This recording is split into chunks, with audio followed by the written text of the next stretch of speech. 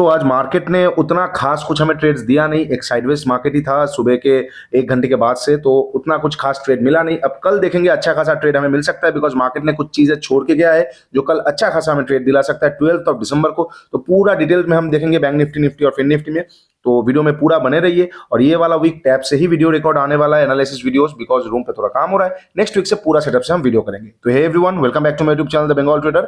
I hope you guys are doing well. चलिए discuss कर लेते हैं बैंक निफ्टी में हम कैसे ट्रेड कर पाएंगे कल, यानी कि 12 दिसंबर को। इनकेस अगर बैंक निफ्टी कल के सेशन में फ्लैट ओपन होता है तो अच्छा खासा ट्रेड हमें मिल सकता है। देखिए यहाँ पे क्या क्या है, 47,570 से लेकर 500 के बीच ये जगह के आसपास एक इंस्टीट्यूशनल सेलिंग कैंडल है। ये मेरा बहुत फेवरेट एक सेटअप है, मैंने मेंबरशिप में भी समझाया है कैसे एंट्री लेना पड़ता है। एंट्री मेथड बहुत ज्यादा बारीकी से हमें देखना पड़ता है, वो सारा चीजें मेंटरशिप पे समझाया गया है। लेकिन किसी ने अगर मेंटरशिप नहीं लिया है तो भी आप लोगों के लिए मैं कुछ ना कुछ लाता रहूंगा।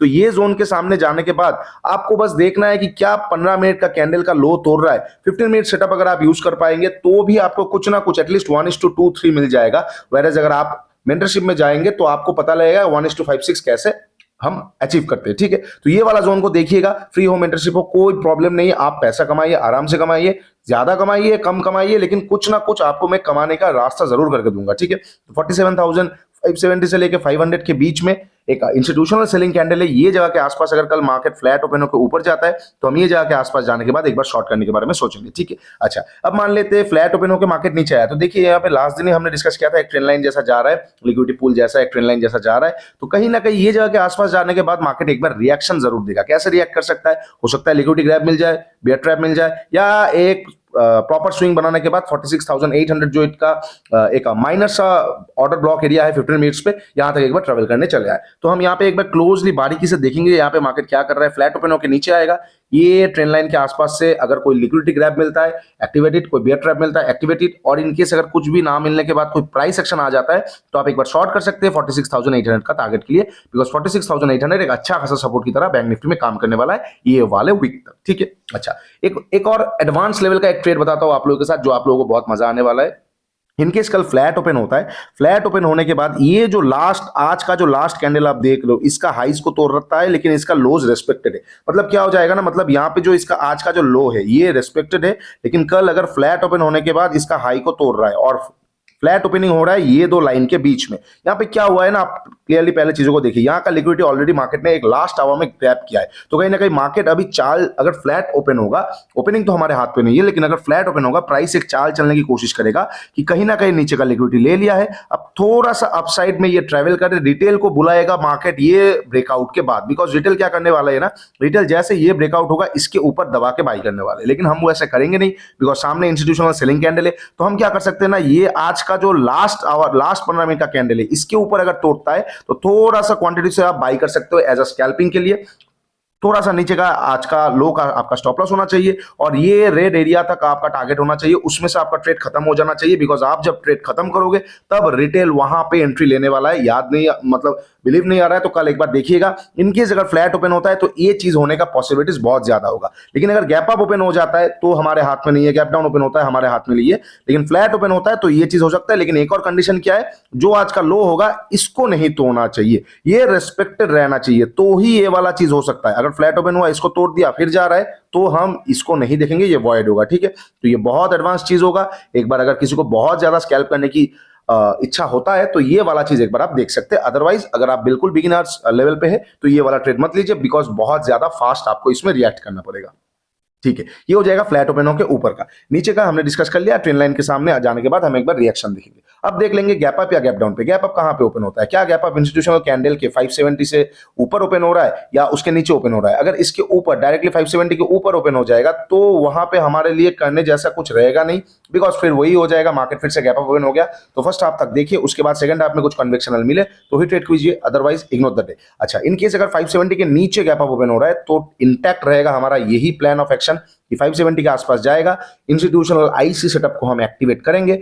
जो मेंटरशिप में है आप लोग आराम से जो मैंने मेथड सिखाया उसको कीजिए, और जो नहीं है आप बस वेट कीजिए। एक 15 मिनट का कैंडल ये जगह के आसपास आके क्लोज कर दे और उसके नीचे जैसे तोड़े आप वहां पे शॉर्ट कीजिए, डे हाई का एसएल दीजिए और कहीं ना कहीं टारगेट ट्रेंड लाइन तक का रखिए। ठीक है, अच्छा खासा ट्रेड आपको भी यहाँ पे अच्छा खासा तरीके से मिल सकता है। ठीक है, ये हो जाएगा flat open gap up opening का। अब हम एक बार गैप डाउन ओपनिंग के बारे में डिस्कस कर लेते हैं। गैप डाउन पे हम क्या कर सकते हैं, अगर गैप डाउन ओपन होगा 46,800 के आसपास तो एक बहुत अच्छा बाइंग प्रेशर हमें देखने को मिल सकता है, because it will work as a minor TF bullish order block. तो ये बात एक बार आराम से मतलब बहुत क्लियरली एक बार रिमाइंड पे रखिए कि अगर गैप डाउन ओपन होगा हमें एक फर्स्ट आवर में एक बाइंग प्रेशर देखने को मिल सकता है। तो 46,800 के आसपास से 15 मिनट सेटअप एक्टिवेट होगा, we are gonna buy. Sniper scalp activate होगा, वी आर गोना बाई। कोई भी बुलिश टाइप का कैंडल आ जाएगा, कोई भी ट्रेड आ जाएगा जिसमें हम बाई कर सकते हैं, कोई भी बुलिश पैटर्न हमें देखने को मिल जाएगा, हम 46,800 के आसपास से एक बार बाई कर सकते हैं। ठीक है, अच्छा इनकेस इसके नीचे गैप डाउन ओपन हो रहा है तो थोड़ा सा सिनेरियो में दिक्कत आ सकता है, तो वहां पे मैं फर्स्ट हाफ तक देखना पसंद करूंगा।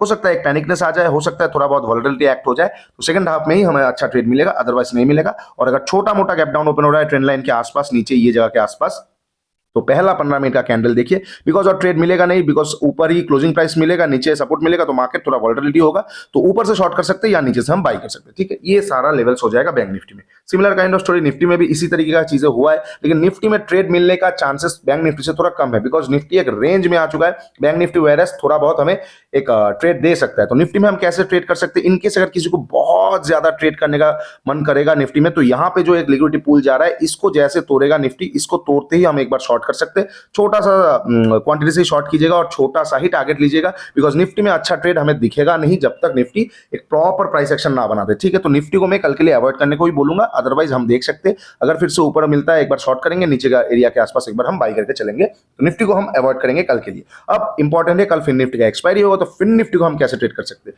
Similar kind of story, Fin Nifty में भी ये जगह के आसपास एक इंस्टीट्यूशनल सेलिंग कैंडल आ चुका है, तो ये जगह के आसपास हम अगर जाएगा कल, तो कल वहां पे हम शॉर्ट करने वाले। उसके साथ साथ just like bank Nifty, Fin Nifty भी अगर इसको तोड़ेगा, ये जो नेकलाइन आप देख पा रहे हो, इसको इसके ऊपर जैसे फिन निफ्टी निकलेगा, रिटेल यहाँ पे कूद कूद के बाई करने वाले।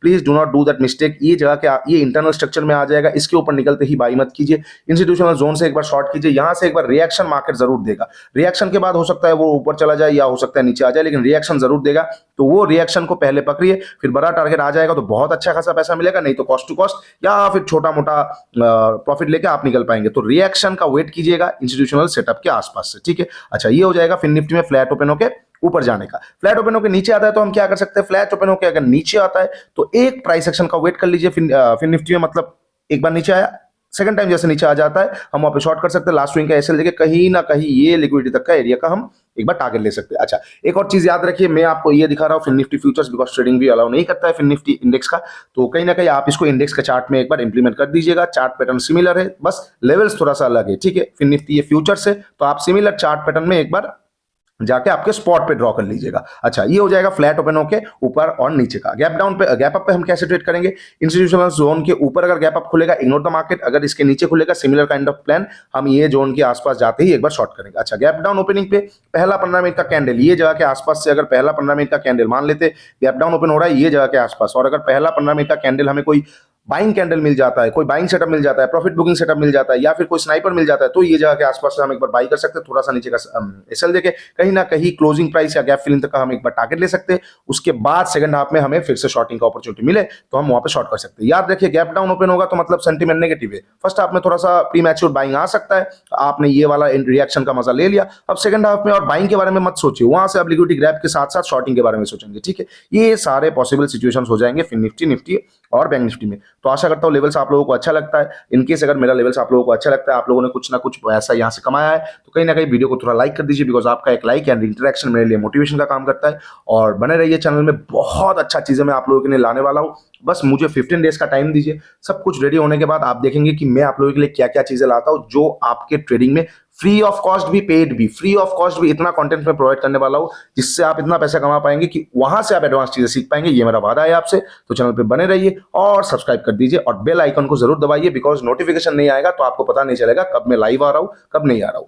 चलिए आज के लिए इतना ही, take care and bye bye, मिलेंगे नेक्स्ट वीडियो में।